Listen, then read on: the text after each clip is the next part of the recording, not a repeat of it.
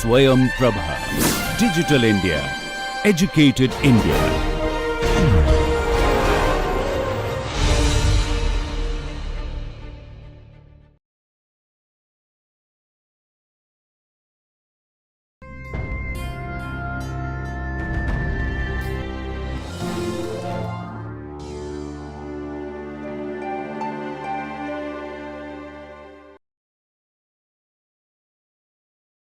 Welcome to class. During discussion about William Lebow's two case studies, one conducted in Martha's Vineyard Island and the other in New York City, a stratification of English study, we came across two frequently used terms. One was observer's paradox and the other was sociolinguistic variables. These two terms are very important and significant in order to carry out research in sociolinguistics. Because if you are working in the field or if you try to understand the sociolinguistic phenomena of language in action, language in use in a socio-cultural space, we need to understand these two terms. Observer's paradox, it refers to the steps and the cautions taken by sociolinguists in the field work, and as a common person we should understand sociolinguistic variable as a term. These two phrases or these two concepts are central in entire language and variation study. These two concepts are central, and that is why I decided to talk about these central themes and concepts called observer's paradox and sociolinguistic variables in this class.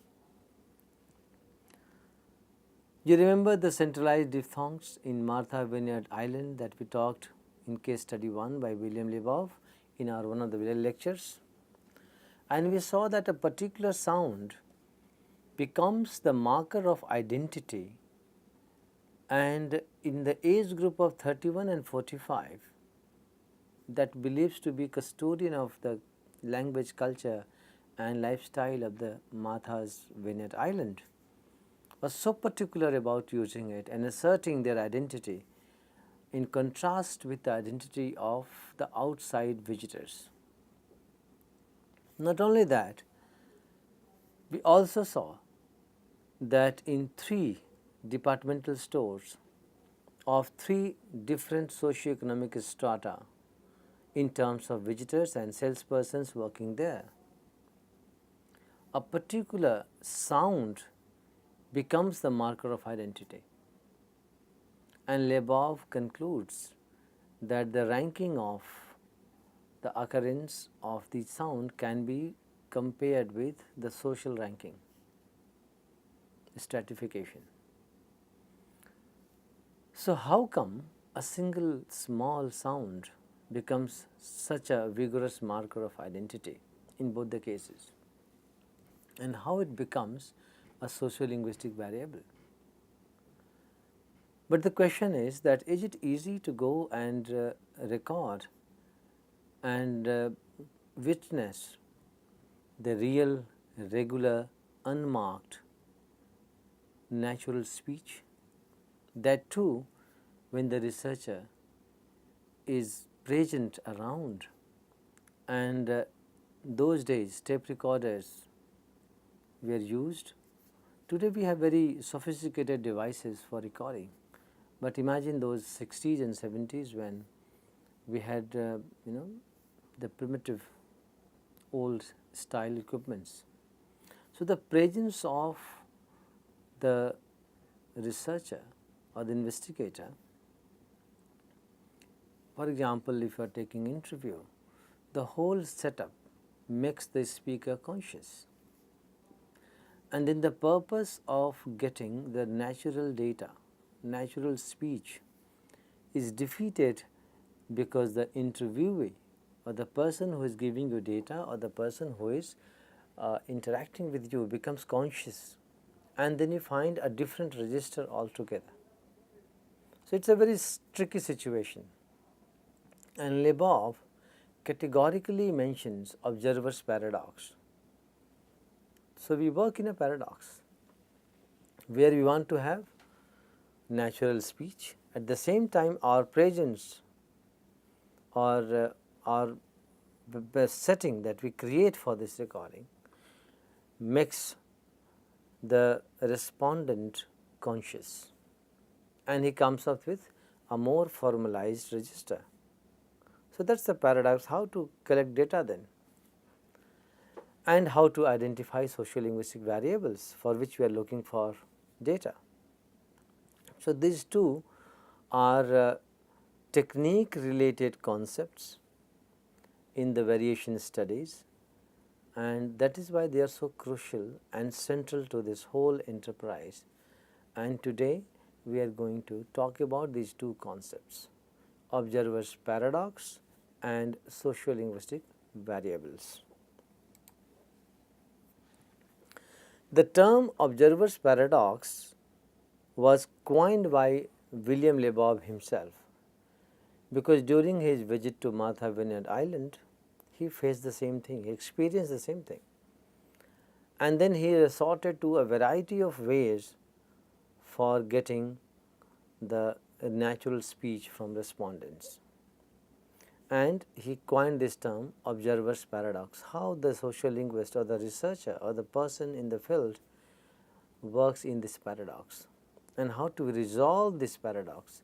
He also gives some solutions and suggestions. The aim, and he says, the aim of linguistic research in the community must be to find out how people talk when they are not being systematically observed. Yet, we can only obtain this data by systematic observation. This is the paradox, that you can get the real data only when you are able to observe people in their verbal exchanges and dwellings, when they are not aware that they are being observed. At the same time, if you do not observe them systematically, you cannot get the real data. So, that is the paradox he is talking about. How is it possible? And the term refers to the challenge sociolinguists face while doing field work, where the task of gathering data or natural speech is undetermined by the researcher's presence itself.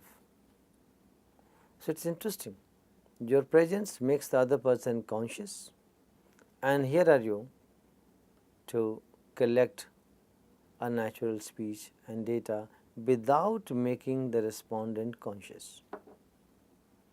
So, this is observer's paradox, and this is what anyone and everyone working in the field in sociolinguistics with the communities and social groups needs to resolve.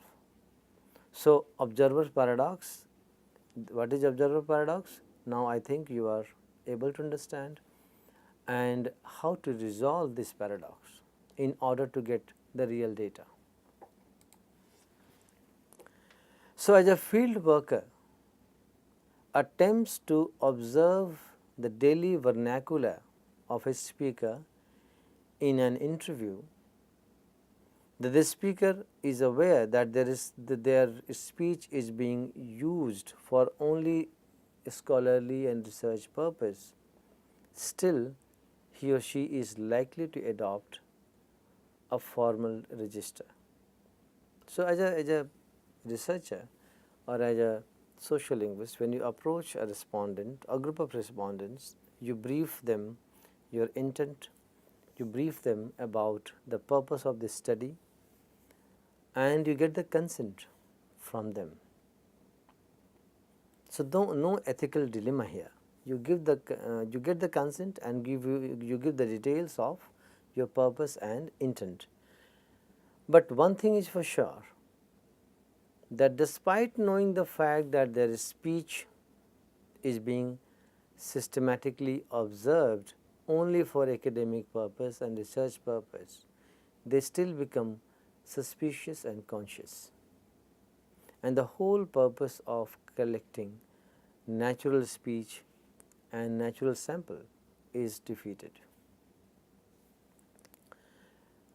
This produces data that is not representative of the speaker's typical speech, and the paradox lies in the fact that if the researcher was not present, if the researcher would use normal, the speaker would use normal vernacular.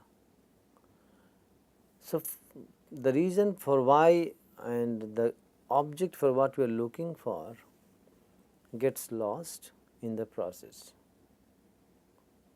This is observer's paradox. So, how to resolve it? Okay. If you look at 60s and 70s, and we are talking in 21st century, 2021, the codes, conducts and practices have changed. Today, we have an elaborate ethical guideline to carry out research with community, and we cannot afford to follow the techniques the way even William Lebov followed in New York City, where the speakers were not informed, where the respondents were not informed that their speech is being recorded. You remember that whole gimmick where William Lebov would disguise as a customer, as a visitor to this departmental store, and he would say, "Where can I find ladies' shoes?" And he would get a response, and if he wanted them to repeat, emphasize, he would say, "Excuse me, that means you repeat," and then he would record it. Now, in such cases, the informants were not informed, the respondents were not informed. But today, we cannot afford, without informed consent, we cannot afford to carry out the work. So, as a researcher, it's always a challenge for you. How do you resolve it, and what kind of situation you create where your presence and the presence of all such equipments and a formal setting is avoided, and it becomes normal, natural speech. So, you have to engage your informants in a multiple ways, where they are emotionally charged, where they are emotionally filled with emotions, and once they become less aware of the fact that it is being observed, the natural speech starts coming. Informed consent is one. You have to respect the privacy of the respondent and no deceptive behavior with them. So, the formal ethical guideline today mandates that you need to be open, transparent, you need to have informed consent, respect the privacy of the respondent, and no deceptive behavior on part of the researcher. So, keeping in mind, Lebov suggests various devices which divert attention away from speech. This can be done in various intervals and breaks, which are so defined that the subject unconsciously assumes that he is not at the moment being interviewed. So, you have to make the respondent less conscious, and Lebov suggests a number of devices to be used, like distractions, like receiving calls meanwhile, like the distracting the subject or the respondent in some other direction to some other theme and topics, and when it becomes natural, you can get a natural speech sample.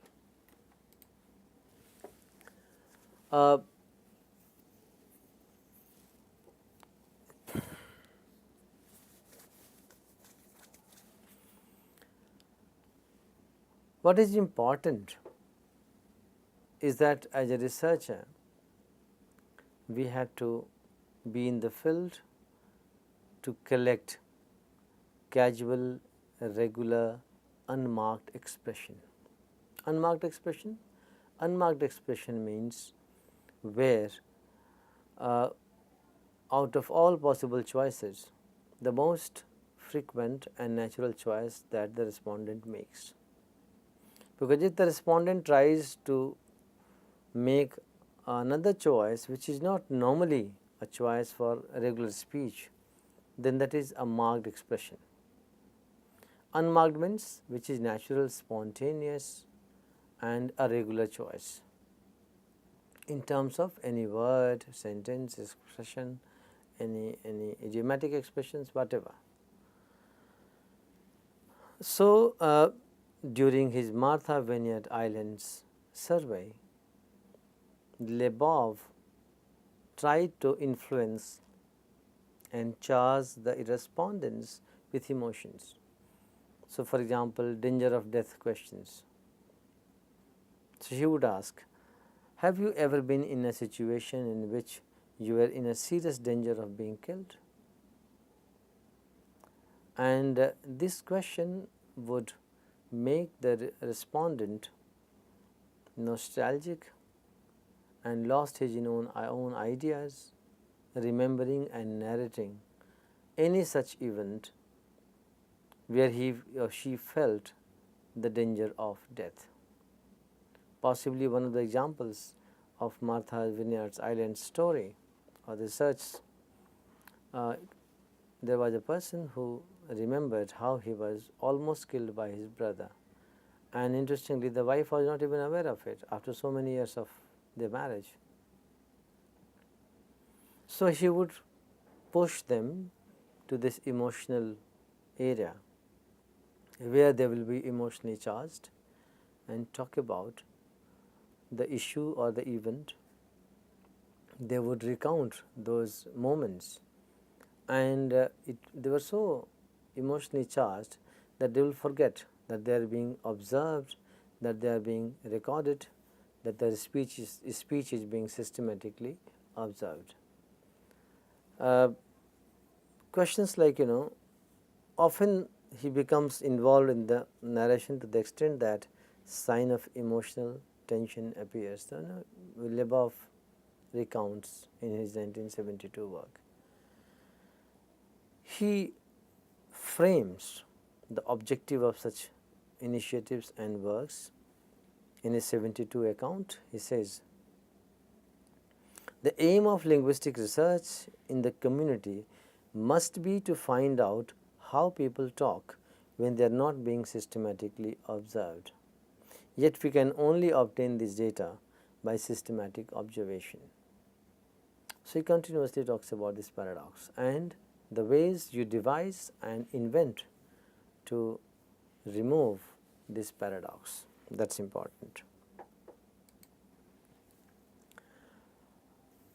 Another thing important is that when we talk about language variation, it is not simply a different dialect or a different register or different style of speaking, degree of formality, but it is more of a natural social phenomena.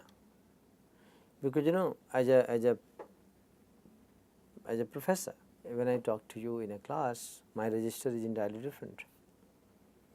Same person who meets you in the corridor of the building or maybe in the marketplace or in a mall, my style of talking to you will be different. If I am talking to an organized crowd in a public platform, on a public platform, my style will be little different, my registers will be little different. If I am talking about some technical area like oceanic engineering for that matter, if I am talking about electronic engineering or computer science, my jargon or the technical words that I will be using in my dispositions will be entirely different. So, we are not talking about that kind of variation. We are not talking about variation in registers. We are not talking about variation in style. And to know more about registers and style, you can watch the video that we did on registers and style. I am not talking about different dialects. I am talking about those alternative ways of expressions which are socially and culturally grounded, which are class related, right. So, it is not about the degree of formality, it is about a variation or an alternative way. So, it is about choice of this alternative way, and does this choice correlate with the background of the speaker? Does it become the marker of identity, a group identity, a social identity of the speaker? So, we are talking about a correlation between linguistic structure and social structure. So, we have to identify that variation and the factors which indicate such variations. It may be at level of sound that you saw in Martha Vineyard Island and Fourth Floor Survey in New York City by Lebov. It may be lexical variation. It may be structural variations, syntactic structures vary, right. So, this variation can be at all levels. It can be pronunciation, for example, accent, choice of words, morphological differences, syntactic structures, style of speech, and conversational norms. While the diversity of variation is used, there are restrictions on variations. And what are the restrictions? Such variations have patterns and are consistent in a particular speech community. Such linguistic variations can be attributed to differences in social characteristics of speakers using the language. And what are the social determinants? And you have to see that what is the reason for this variation. Why there is a variation in the, let us say, pronunciation? A particular group of people have a different pronunciation style, and another group has a different pronunciation style of the same linguistic structure. So, accent varies, sound varies. Is it the case that age becomes a factor? A particular age group uses the language and with this different style, and another age group uses the language with a different style. Like recall Martha Vineyard Island case, where age group of 31 to 45 people had a deliberate conscious attempt to raise the central vowel sounds in order to identify and express solidarity with the native inhabitants of Martha Vineyard Island, and also stand in opposition to the visitors, summer visitors. And they wanted to show that they are different from the mainland speakers. So, that was the identity restricted to the age group, where the younger generation where the younger generation would take over this change in style later on, and the older generation did not pay any attention. So, age may be a factor. So, age group as a social indicator. It can be gender, possibly men talk differently and women talk differently in a cultural conversational style. It can be class, it can be class, and you can watch it in a diagnostic situation also. It can be a particular location or geography. It can be social determinants like identity,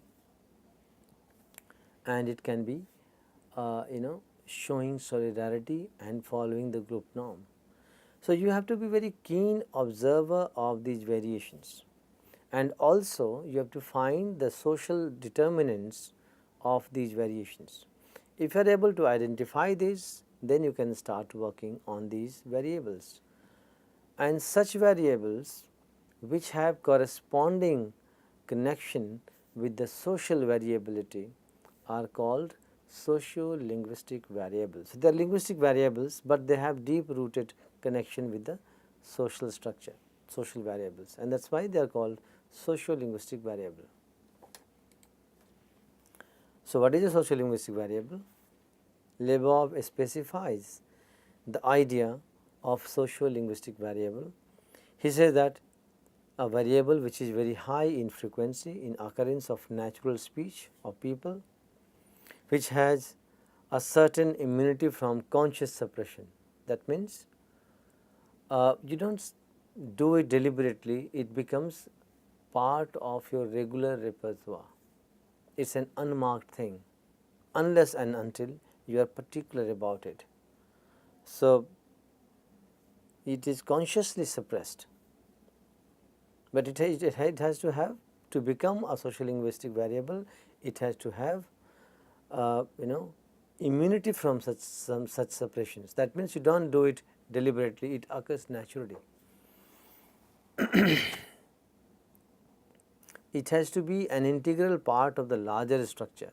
So, there has to be a pattern, and it is easily quantifiable on a linear scale. So, you are able to discover the context in which it occurs, you are able to correlate it with a group in terms of different social determinants. So, that becomes a sociolinguistic variable. In case of Ra sound, in occurrence of Ra at word final positions in his 4th floor survey. So, stratification of English in New York City, Lebov study, you can see that, or deliberately raised vowels of diphthongs in Martha Vineyard Island. That had immunity from conscious suppression. It was a conscious decision to use that. The sociolinguistic variable is a set of alternative ways of saying the same thing, although the alternatives or variants have social significance, as Fasold says 1990. So, in order to identify and zero in a sociolinguistic variable, you have to see a linguistic variable which has a social relevance. Does it correspond to the age group? Does it correspond to the class? Does it correspond to the, for example, in Indian case, sometimes we have hierarchy in the society in terms of caste, region, religion. So, any determinant. If any variable has some relationship with any of the social determinants, that is a sociolinguistic variable. A sociolinguistic variable is a linguistic element that co-varies not only with other linguistic elements, but also with a number of extra linguistic interdependent variables like social class, age, sex, ethnic group, or contextual style. This is what we have been talking about. Lebovian methodology seeks to identify variables at the level of core features and to derive rules for their distribution, making correlations with social variables. So, once you are able to understand the sociolinguistic variables, you will be able to discover the pattern of distribution, when it is used, by whom it is used, what is the context in which it is used, why it is used, right? Does it correspond to the conscious construction of identity of the speaker? Does it correspond to the speaker's urge to identify with a group, social class, group, with a gender? So, these variables will correlate with other social determinants, and that is why they become sociolinguistic variable. So, the concept of sociolinguistic variable is theoretically significant because it allows quantitative statements to be made about language use. However, there is a caveat. You cannot make a very precise judgment about it. It is probabilistic. It shows the probability, and when you predict, the degree of probability is very high. But it gives you an understanding of the distribution. It gives you an understanding of its correlations with social determinants. Gumper's 1992 says sociolinguistic variables are themselves constitutive of social reality and can be treated as part of more general class of indexical signs which guide and channel the interpretation of the intent. So, today we talked about two important central themes in social linguistics and specifically in variationist tradition pioneered by William Lebov. Number one, observer's paradox, and number two, sociolinguistic variable. It is a linguistic variable which has social significance, and that is why it is called sociolinguistic variable. And the paradox is that we are always in this dilemma, and our situation is so ironical that as a researcher you are looking for a natural, casual, unmarked, a spontaneous expression and data from your respondent. But you yourself become a reason for a conscious changed formal register.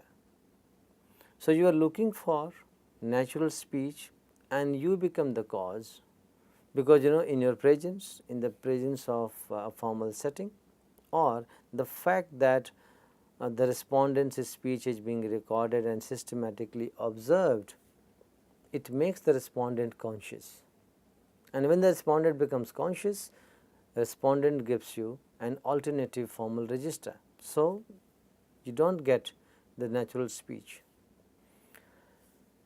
And at the same time, the ethical guidelines tells you that you cannot deceive and you cannot have a deceptive behavior. So, you have to have informed consent of your respondent, and that is why you have to be very creative and thoughtful in removing such problems while collecting data in the field. So, you have to come out with categorically creative ideas to resolve this paradox where your presence becomes an obstacle in your intent of getting natural speech. Lebov used multiple methods in his own work and he cites those. You as a researcher and as an investigator can devise your own mechanism, and tried and tested mechanism is to influence the speaker and make the speaker or the respondent emotionally charged. Use some distraction techniques, receiving a call, walking around, moving from your position, or making the respondent comfortable and making him forget or her forget that his or her speech is being recorded and systematically observed. For collecting or for identifying sociolinguistic variable, it is a very scientific method of doing that. You have to have a larger sample, preliminary observation, and almost kind of pilot study before you figure out a sociolinguistic variable. So, you have to have multiple samples and then you have to analyze them and see if a single variable or a set of variables appear to be frequent, evenly distributed, and natural in the speech sample you have collected. And this is how we go about the research in variations, language variations, and this is the practice of variationist tradition pioneered by Lebov. So, remember these two concepts, observer's paradox and sociolinguistic variables. We will continue our discussion on the impact of Lebov's work and the emergence of variationist tradition in understanding language in society and how it influenced follow-up works by a wide range of people, wide range of scholars all across the world. We will talk about it in our next class. Tuned in, and this is it for now. Thank you very much.